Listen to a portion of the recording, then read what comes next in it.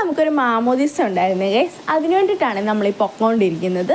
ഈ കാണുന്ന പള്ളി വെച്ചായിരുന്നേ മാമോദിസ. മാമോദിസ എന്ന് പറയുമ്പോൾ നമ്മുടെ കുടുംബത്തിലെ തന്നെ ആയിരുന്നേ ഗൈസ്. നമ്മുടെ പപ്പയുടെ ചേട്ടൻ്റെ മോളുടെ മാമോദിസ ആയിരുന്നേ.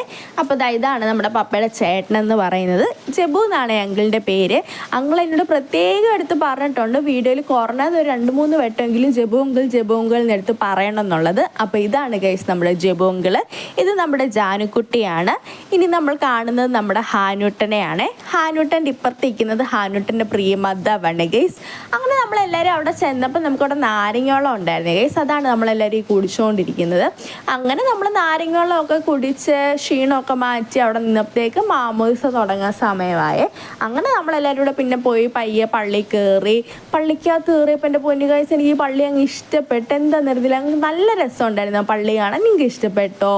അങ്ങനെ നമ്മൾ ആ പള്ളിക്കകത്ത് ഇരുന്ന് മാമോദിസൊക്കെ അവിടെ അച്ഛൻ നടത്തിക്കൊണ്ടിരിക്കുന്നു. ഞാനും സെറയും കൂടെ അവിടെ നിന്ന് വീഡിയോ എടുത്തുകൊണ്ടിരിക്കുന്നു. അപ്പോഴത്തേക്ക് മാമോദിസയൊക്കെ കഴിഞ്ഞു. നമ്മളെല്ലാവരും പുറത്തിറങ്ങി അവിടെ ഇരുന്ന് വർത്താനമൊക്കെ പറഞ്ഞുകൊണ്ടിരുന്നപ്പോഴത്തേക്ക് ഓഡിറ്റോറിയത്തിൽ ഫുഡ് സെറ്റായി.